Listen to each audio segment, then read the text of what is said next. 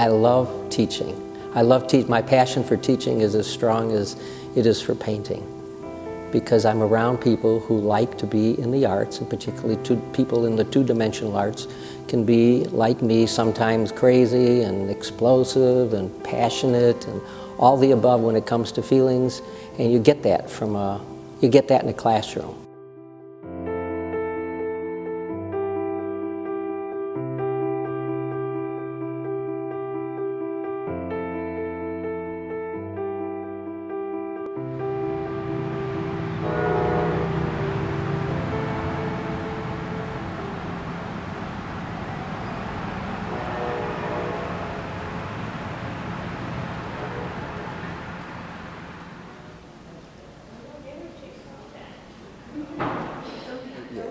I've been teaching art here for 8 years, and teaching other folks privately off and on since probably 1999.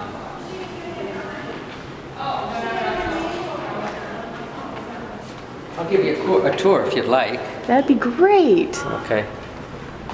Let's just start here. This is the classroom that I typically teach in. I have 14 to 16 students typically. Students usually sit around a room, and then we pull out boards and they set them up on the table. Most of my work is by demonstration. That's the best way for me to teach. You want light on this, maybe? Sure.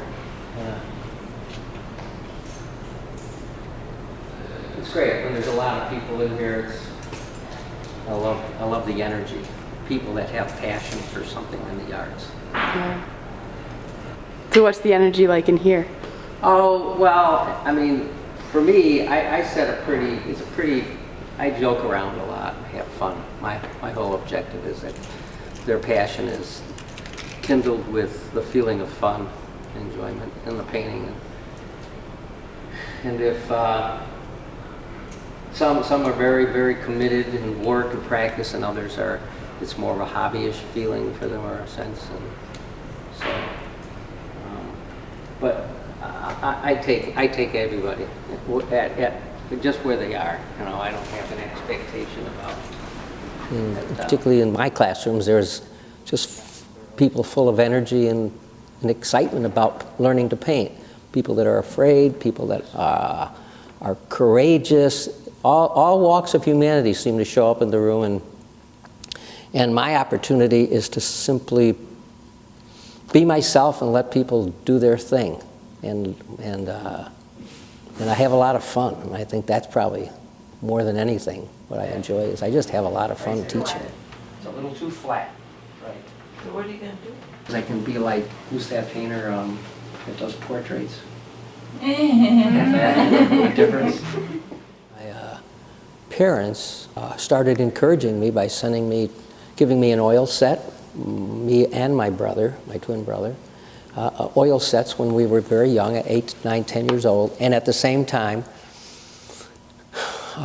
sent us to the Chicago Art Institute, where we studied drawing with a whole bunch of kids in a big auditorium. But that was really eye-opening for me, because it was my first exposure to drawing and to the science, if you will, of light and dark and contour and shape and rhythm and harmony and color and all that. So I got exposed to it, and that's always been a fascination ever since. And then the other place was a framing studio on Madison Street in Chicago, where I would sit in the back of a frame shop with a group of adults making drawings of things, just drawing, you know. And I thought, well, I must be special. I'm with all these big people. And even my twin brother, who I had somewhat of a competitive posture with, he didn't even go to that. But I must say that my brother was quite a prodigy as a violinist. He was a concert violinist. And so anyway, I just have to throw in my twin brother because I still miss him.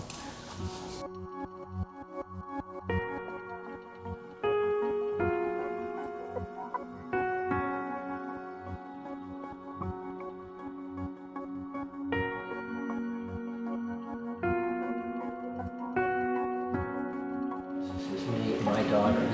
my knees. Oh, and this is a picture of us that you could shoot if you wanted to. I pride myself on this one, because this was when we were working at General Motors. We came out afterwards. Not really, I didn't work at GM, but... You came out afterwards and did what? We came out afterwards and we were posed by somebody.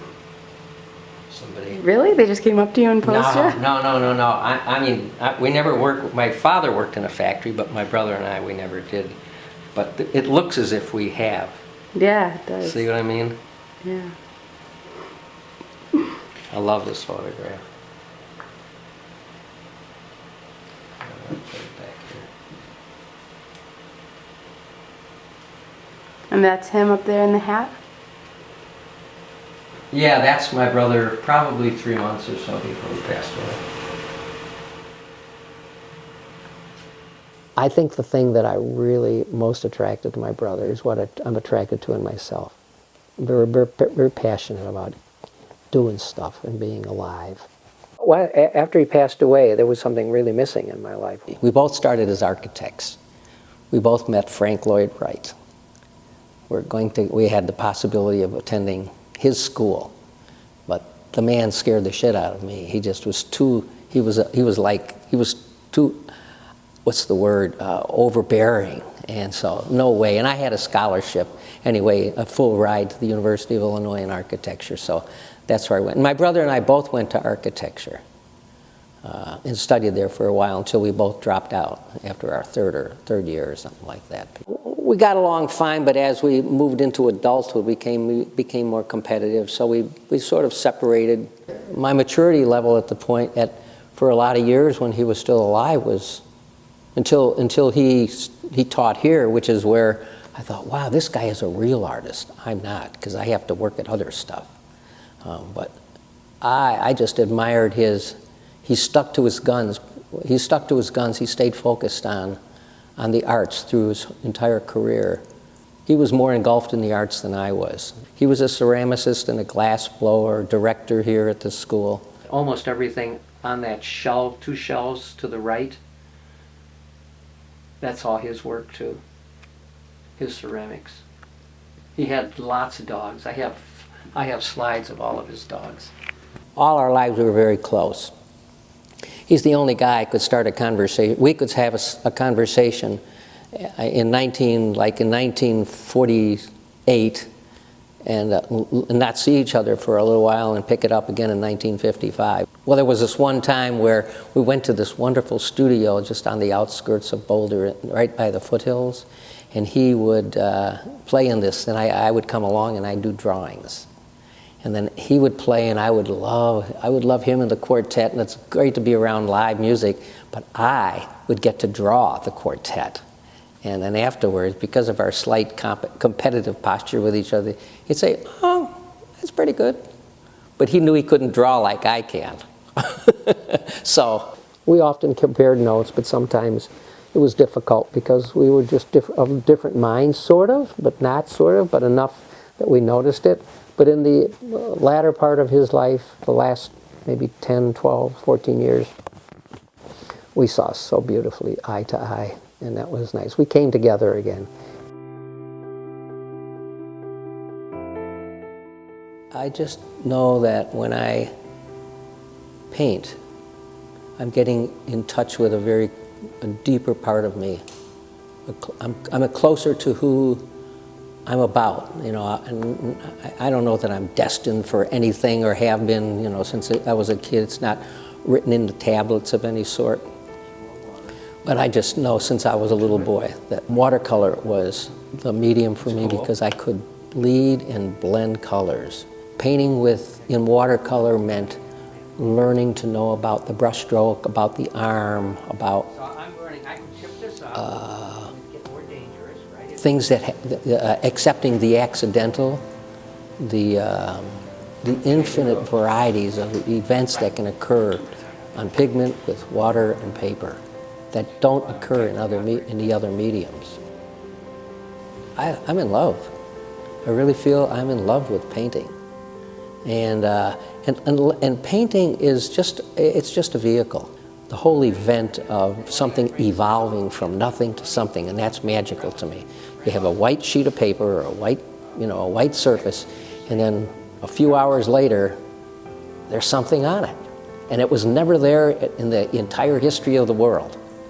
First time ever, and I did it. I was being creative, and I really realized that kind of philosophical thinking. It kind of came to me then, and that's what really turned me on. I said, "God damn, you're pretty good." I couldn't paint worth a crap. I mean, but I had a success in the way that I didn't even know I wanted one, but I knew it.